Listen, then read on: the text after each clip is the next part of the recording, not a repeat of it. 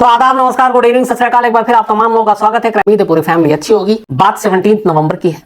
17 नवंबर जमशेदपुर में एक जगह है टेल्को। सारी वहां पे टाटा और इनसे जुड़ी हुई चीजें हैं और लगभग ये पूरा आबाद ही टाटा की वजह से। तो उसी टेल्को इलाके में एक तार कंपनी इलाका है और वहां पे एक नदी है। 17 नवंबर और इस नदी के आसपास का जो इलाका है बहुत ज्यादा भीड़ भाड़ वाला नहीं है, सन्नाटा रहता है, अक्सर ट्रैफिक भी इतना नहीं है। तो 17 नवंबर की सुबह कुछ बच्चे खेल रहे थे नदी के किनारे। अचानक उनकी नजर नदी में तैरती एक बोरी पर पड़ी। प्लास्टिक की बोरी थी। बच्चे करीब गए, उन्हें लगा कुछ होगा, लेकिन बोरी से झांक रही दो इंसानी उंगलियों ने उन बच्चों को खौफजदा कर दिया। वो घबरा गए, डर गए, वहां से चीखते हुए भागते। कुछ लोग गुजर रहे थे, उन्होंने बताया कि एक बोरी और उसमें हमने उंगलियां देखी। तो लोगों से होते हुए बात पुलिस तक पहुंची। पुलिस की टीम मौके पर आती है, बोरी को बाहर निकालती है। बोरी के अंदर एक लड़की की लाश थी। लाश के हालांकि देख कर लग रहा था कि कई दिन हो गए, लाश पानी में रहकर फूल चुकी थी, लेकिन लाश के कपड़े और जो लड़की ने जो गहने पहने थे वो सलामत थे। पुलिस लाश को उठाकर, जो आम प्रक्रिया होती है, पोस्टमार्टम के लिए भेज देती है। और लाश की शक्ल ऐसी नहीं थी, मैंने बताया जैसा कि लाश फूल चुकी थी, पानी में थी। पानी में रहते हुए लाश अक्सर फूलती भी है और उसका स्किन का पूरा कलर भी चेंज हो जाता है, बिल्कुल वाइट हो जाता है, सफ़ेद। तो चेहरा पहचाने जाने लायक था नहीं। पुलिस ने पोस्टमार्टम के बाद सबसे पहला काम यही किया कि जमशेदपुर के जितने भी पुलिस स्टेशन है वहाँ पे उन्होंने मैसेज भेजा। उन्होंने अपने आप अंदाज़ा लगाया इस लड़की की उम्र कितनी होगी, और फिर पोस्टमार्टम रिपोर्ट के बाद भी थोड़ा पता चला कि क्या एज होगी।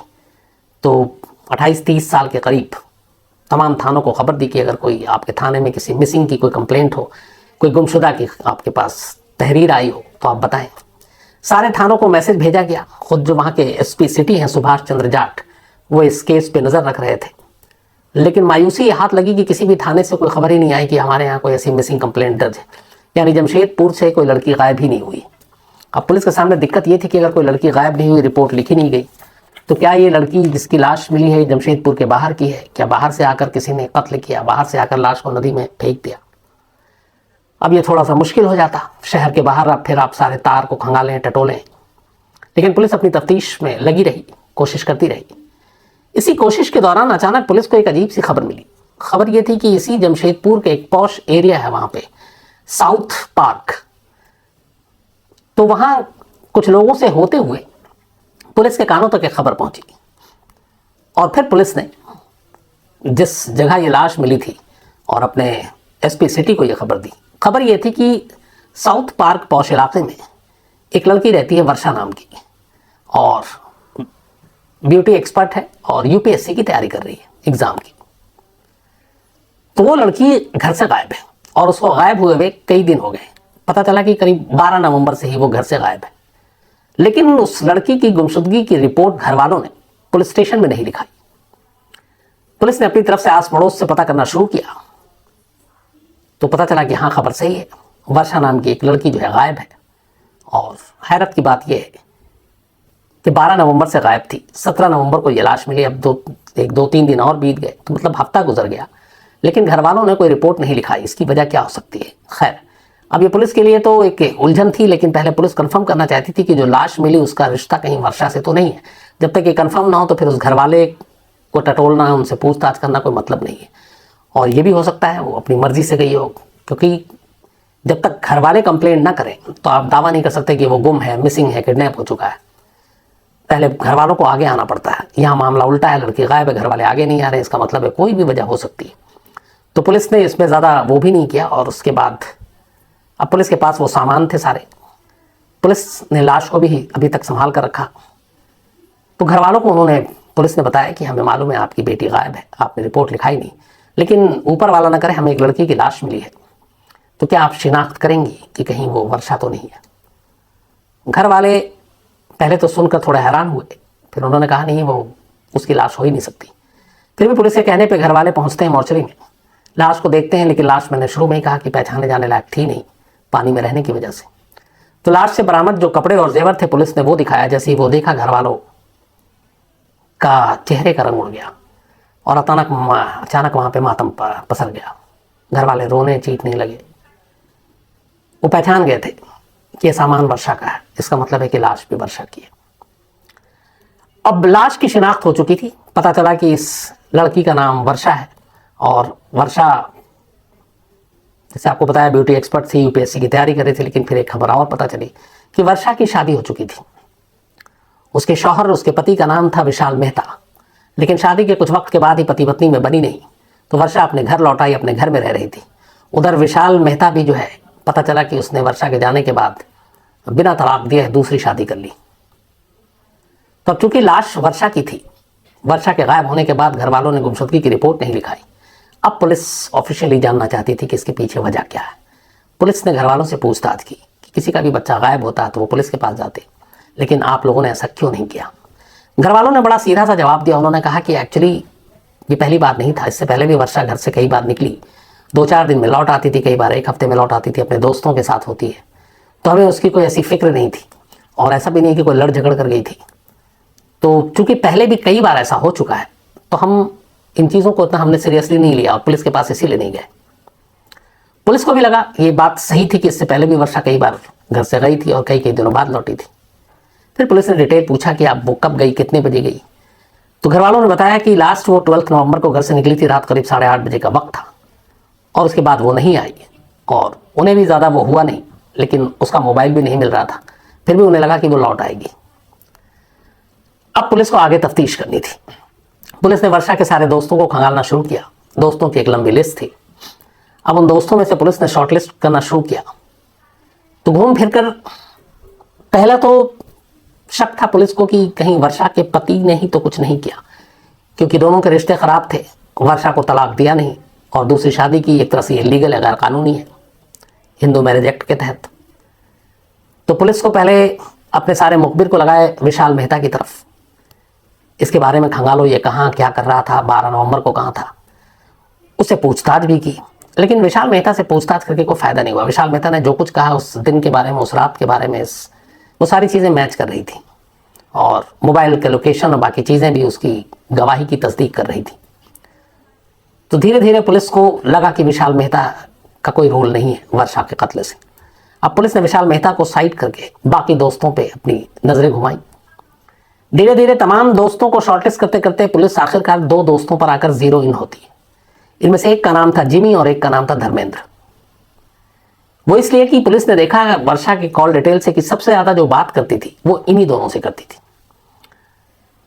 जिमी जो था वो कॉलेज फ्रेंड था, कॉलेज में साथ थे दोनों, पुरानी दोस्ती थी, घर वाले भी जानते थे और जिमी के साथ वो अक्सर रहती भी थी, घूमती भी थी। धर्मेंद्र भी उसका दोस्त था, लेकिन धर्मेंद्र के बारे में जब डिटेल पता चला तो पहली बार पुलिस चौंकती है। पता चला कि धर्मेंद्र जो है वो उसी जमशेदपुर के एक साक्षी पुलिस स्टेशन है, साक्षी, वहां पे वो ASI है, असिस्टेंट सब इंस्पेक्टर, यानी वो खुद पुलिस में है। अब एक दोस्तों की लिस्ट में पुलिस वाला है तो इसमें कोई हैरानी की बात नहीं है, क्योंकि पुलिस वाले भी इंसान होते हैं और वो किसी के दोस्त हो सकते हैं, किसी के पति हो सकते हैं, बाप हो सकते हैं, भाई हो सकते हैं। तो यहाँ पे पुलिस को लगा कि ठीक है, धर्मेंद्र की भी दोस्ती होगी जैसे जिमी की है। अब उन्होंने इन दोनों के फोन को खंगालने का फैसला किया, धर्मेंद्र और जिमी के, खासतौर पर 12 नवंबर की और 13 नवंबर को, क्योंकि 12 नवंबर 8:30 तक वर्षा अपने घर पे थी, उसके बाद घर से निकली थी। पुलिस ने जब फोन के अंदर झांकना शुरू किया तो धीरे धीरे पता चला कि जिमी का तो लोकेशन कहीं और था, वो कहीं और पे था और जिस वक्त ये सारी चीज़ें हुई उस वक्त उसकी बातचीत भी नहीं हुई, बल्कि 12 नवंबर की दोपहर के बाद से उसकी कोई बात नहीं थी। तो पुलिस को लगा कि इसमें जिमी भी शायद शक के घेरे से बाहर है। अब बचता है एक लौता और आखिरी किरदार, धर्मेंद्र, जो कि खुद एक पुलिस वाला है, एक असिस्टेंट सब इंस्पेक्टर है। पुलिस ने अब धर्मेंद्र के फोन में झांका तो पता चला कि 12 नवंबर को वर्षा और धर्मेंद्र के बीच कई बार बातचीत हुई। तो और गहराई में पुलिस गई तो पता चला कि 12 नवंबर की रात करीब 9 से 10:30 के दरमियान, 9 से 10:30, धर्मेंद्र और वर्षा का लोकेशन एक था। अब ये बात पुलिस को लगा कि ये मामला कुछ गड़बड़ है। अब धर्मेंद्र के बारे में पता किया गया। इस दौरान में धर्मेंद्र कुछ के नाम आया तो पुलिस ने धर्मेंद्र को फोन किया। धर्मेंद्र ने फोन भी उठाया। हुआ यह कि धर्मेंद्र बिहार के आरा का रहने वाला था और 14 नवंबर से ही वो छुट्टी पर था और ये छुट्टी उसने 12 या 13 नवंबर को नहीं ली थी, बल्कि इससे पहले से उसने छुट्टी की अर्जी डाल रखी थी। और 13 नवंबर को वो ड्यूटी पे था लास्ट जमशेदपुर में। 14 नवंबर को वो वहां से आरा निकल गया पुलिस ने जब उससे पूछताछ की, उसने फ़ोन पे कहा हाँ वो मेरी दोस्त है, लेकिन मैं उस रात कहीं और था, उसके साथ नहीं था। तो उसने पुलिस को भी ऐसा नहीं है कि चकमा देने की कोशिश की, लेकिन अब जब लोकेशन एक मिला, कॉल डिटेल से बातचीत भी हो रही है, तब पुलिस को धर्मेंद्र के ऊपर शक गहराया। जमशेदपुर पुलिस की एक टीम आरा भेजी गई। आरा से धर्मेंद्र को लेकर वो जमशेदपुर आई। जमशेदपुर आने के बाद अब धर्मेंद्र से बातचीत हुई, पूछताछ हुई। जब उसे कॉल डिटेल और सारी लोकेशन दिखाया गया तो चूंकि एक खुद पुलिस वाला था और ऐसे कई इन्वेस्टिगेशन का हिस्सा भी रहा, वो समझ गया कि वो घिर गया है। इसके बाद धर्मेंद्र ने फिर सारी कहानी सुनाई। उसने कहा कि 12 नवंबर की रात 8:30 बजे उसी ने पहला फ़ोन किया था, करीब 8 के दरमियान, वर्षा को, और उससे कहा था कि मैं तुमसे मिलना चाहता हूँ। और फिर वर्षा को उसने अपने घर पे बुलाया। घर पे ही अकेला था। वर्षा वहाँ पे 8:30 से लेकर करीब 10, 10:30 तक रही। इसी दौरान में दोनों का झगड़ा हो गया। झगड़े के दौरान में धर्मेंद्र ने वर्षा का सर दीवार पे मारा। वो लगभग बेहोश हुई, फिर उसने उसका गला घोंटा। इसके बाद उसने प्लास्टिक की बोरियों में उसकी लाश को पैक किया, बोरी को सिला और फिर घर में ही लाश को रखा। बोरी उसने पहले से मंगा रखी थी, यानी कि वो पहले से ही तय कर चुका था कि ये कत्ल करना है, ये एक प्री प्लान मर्डर था। लाश को रखने के बाद अब वो रात ढलने का इंतजार करने लगा। चूंकि एक पुलिस वाला था, उसे मालूम है कि रात को पुलिस की पेट्रोलिंग होती है, और चूंकि वो एक एएसआई था और ऐसी कई रात पे उसकी भी ड्यूटी लगी, तो ये अक्सर पुलिस वाले जो बीट में अफसर होते हैं, जो बीट अलग अलग जिस इलाके को कहते हैं जहाँ पे पुलिस की ड्यूटी होती है, धर्मेंद्र ने पहले उस रात अपने घर से तमाम बीट अफसर को फ़ोन किया कि तुम कहाँ पे, तुम कहाँ पे, हर एक का लोकेशन जाना। और ये नॉर्मल बात होती है, इसमें कोई शक की बात नहीं होती, क्योंकि अब एएसआई के नीचे भी पुलिस वाले होते हैं जो उसके अंडर में होते हैं। तो उसने अपने तमाम पुलिस वालों के बीट पे जो थे उस रात गश्त पे, उनका लोकेशन फ़ोन पे पता किया। जब उसने लोकेशन पता किया तो उसे पता चला कि सब किसी और तरफ है, और उसे ये पता था कि तार कंपनी इलाका जो टेल्को का है, जहाँ पे नदी है, उस तरफ कोई पुलिस वाला नहीं है। ये यकीन होने के बाद उसने अपनी मोटरसाइकिल निकाली। लाश जिस बोरी में थी उस बोरी को मोटरसाइकिल के अपने आगे रखा और रात के अंधेरे में लाश लेकर वो तार कंपनी पहुंचा। वहां ले जाकर उसने बड़ी खामोशी से बोरी को एक नदी में फेंका। फेंकने के बाद घर लौट आया, घर आकर सो गया। अगले दिन सुबह किसी को शक ना हो, वो थाने गया, अपनी उसने पूरी ड्यूटी की, और चूंकि छुट्टी की अर्जी उसने पहले से लगा रखी थी, इसलिए उस ड्यूटी के बाद नेक्स्ट डे यानी कि 14 नवंबर को वो वहाँ से ट्रेन से आरा पहुँच गया, बिहार, अपने घर। और इस दौरान में 17 तारीख को ये लाश मिली। तब उसने एक्सेप्ट कर लिया कत्ल करने की बात। अब एक सवाल का जवाब अभी बाकी था, और ये था कि एक पुलिस वाले ने, जिसकी वो दोस्त थी वर्षा, उसका कत्ल क्यों किया, क्यों मारा। और ये अचानक हुआ कत्ल नहीं था कि उसने बताया कि वो पहले से बोरी लाकर रखा हुआ था उसने, और पूरा एक प्री प्लान मर्डर था। तो धर्मेंद्र ने फिर कत्ल की वजह बताई।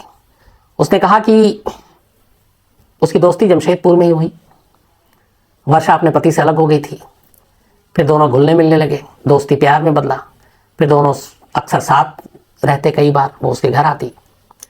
लेकिन इसी दौरान धर्मेंद्र ने जो पुलिस को बताया और जो वहाँ के एसपी सिटी ने जो बताया, उनका ये कहना था कि कुछ वक्त के बाद वर्षा ने धर्मेंद्र को ब्लैकमेल करना शुरू किया। वो उससे पैसे मांगती, और ये ब्लैकमेलिंग की वजह थी, वर्षा के पास कुछ वीडियो और कुछ ऐसी तस्वीरें थी धर्मेंद्र की, जिसके नाम पर वो ब्लैकमेल करती थी। इस ब्लैकमेल के अलावा जब धर्मेंद्र कभी अपने घर जाने की बात करता तो वो उसको जाने से भी रोकती। ये सिलसिला काफ़ी वक्त से चल रहा था। पैसे भी दिए धर्मेंद्र ने, और इन्हीं वजहों से उसे लगा कि इस ब्लैकमेलिंग से कैसे पीछा छुड़ाया जाए, और तब उसने फिर वर्षा को ही रास्ते से हटाने का फैसला किया। इसके बाद 12 नवंबर को घर जाने से 2 दिन पहले उसने पूरी तैयारी कर रखी थी। वर्षा को घर बुलाया, घर बुलाकर उसका कत्ल किया, लाश को नदी में फेंकी, अगले दिन ड्यूटी की और फिर वापस घर चला गया। तो उसने कत्ल की वजह बताई। अब ये कत्ल की वजह पुलिस के जरिए घर तक पहुंची वर्षा के घर वालों का ये मानना है कि धर्मेंद्र ने कत्ल तो किया है, लेकिन उनके 2 सवाल हैं। उनका कहना है कि एक तो एक शख्स कत्ल करने के बाद लाश को बोरी में डालकर अकेले बाइक पर इतनी दूर ले जाए और फिर नदी में फेंके, ये मुमकिन नहीं है। इसका मतलब है इस कत्ल में धर्मेंद्र के साथ कोई और था, और वो कौन है, क्या वो दूसरा पुलिस वाला है या कोई और दोस्त है, पुलिस उसका पता लगाए। दूसरा उनका कहना है कि पुलिस की इस कहानी से भी हम सहमत नहीं है कि वर्षा धर्मेंद्र को ब्लैकमेल कर रही थी, कोई ऐसे वीडियो या फोटो थे। तो उनको इस पर भी शक है, इस पुलिस की थ्योरी पर। हालांकि पुलिस का यह कहना है कि कत्ल के बाद धर्मेंद्र ने वर्षा के मोबाइल से सारी चीज़ें डिलीट कर दी और उसके मोबाइल के टुकड़े कर उसको अलग अलग जगहों पे फेंक दिया। अब पुलिस उससे पूछताछ करने के बाद उन टुकड़ों को बटोर समेट रही है ताकि कुछ चीज़ें अगर मिल सके तो मिल जाए। और फिलहाल वो पुलिस की हिरासत में है, पुलिस के कब्जे में है। घर वालों का यह है कि धर्मेंद्र के बलबूते की अकेले की बात नहीं है, इसके पीछे कोई और भी शामिल हो सकता है, तो उसकी तफ्तीश पुलिस करे। तो ये थी टाटा नगरी की उस मर्डर की कहानी जो सुप्रतिम बैनर्जी ने भेजी थी। आज कहानी में इतना ही।